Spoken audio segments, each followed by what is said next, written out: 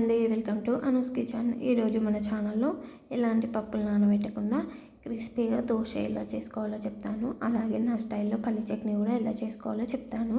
ఒకరోజు ముందే పొద్దున ఒక గ్లాస్ బియ్యం తీసుకొని వీటిని ఒక 2-3 టైమ్స్ మంచిగా వాష్ చేసుకొని అందులో వాటర్ యాడ్ చేసుకొని 1 టీ స్పూన్ మెంతులు వేసుకోవాలి. అలాగే ఒక 2 టేబుల్ స్పూన్ వరకు అటుకులు కూడా నానబెట్టుకొని ఒక 4-5 గంటలు మంచిగా నానబెట్టుకోవాలి. అందులో కొంచెం పప్పు ఉంది, ఆ రోజు పప్పు వేస్తే పప్పు ఎక్కువైతే నేను అందులో వేసేసిన అన్నట్టు.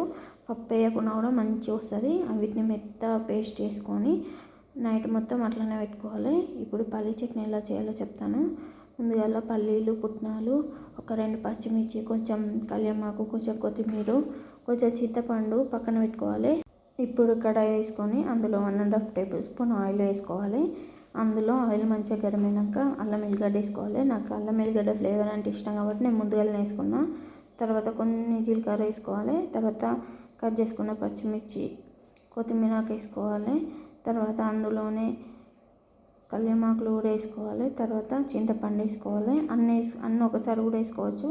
వేసుకొని కొంచెం సాల్ట్ వేసుకొని అవన్నిటిని మంచిగా కలుపుకోండి ఒకసారి. పచ్చిమిర్చి మనకు మంచిగా వేగాలి, అప్పుడే కారం కూడా రాదు ఎక్కువ.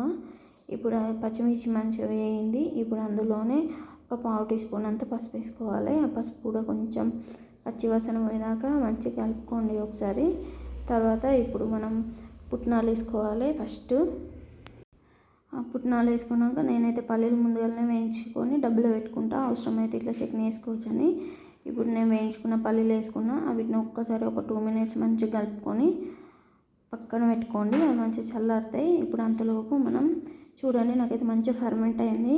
ఇప్పుడు అందులో కొంచెం సాల్ట్, కొంచెం జీలకర్ర, బియ్యం పిండి కదా, కొంచెం పులుసురం వేయదన్నట్టు అందులోనే జీలకర్ర వేసుకోవాలి.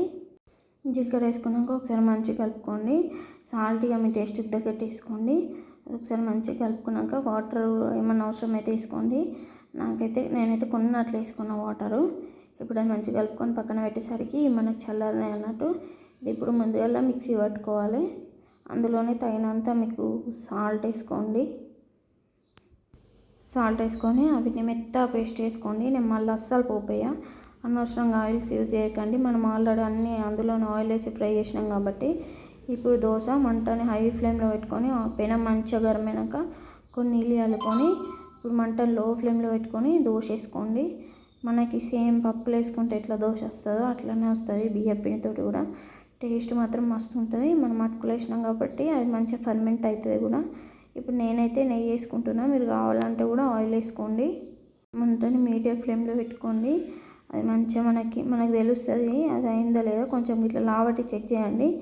నాకైతే మంచిగా కలర్ కూడా వచ్చింది. మెంతులు వేసినాం కాబట్టి మంచిగా మెత్తగా ఉంటాయి, బాగా క్రిస్పీ ఉండదు అటుకులు వేసినాం కాబట్టి. చూడండి, నాకు మంచిగా కూడా వచ్చింది తీస్తే. నేను దోశనైతే 2 రివర్స్ వేసుకొని కూడా కాల్చుకుంటా. నాకు అట్లా కాల్చుకుంటేనే ఇష్టం, ఒక పక్క అస్సలు కాల. అంతేనండి. మీరు కూడా ఒకసారి ఈ రెసిపీని ట్రై చేయండి. మీకు ఎలా వచ్చిందో నాకు కింద కామెంట్ చేయండి. నా ఛానల్ని సబ్స్క్రైబ్ చేసుకోండి. ఓకేనా? Thank you for watching.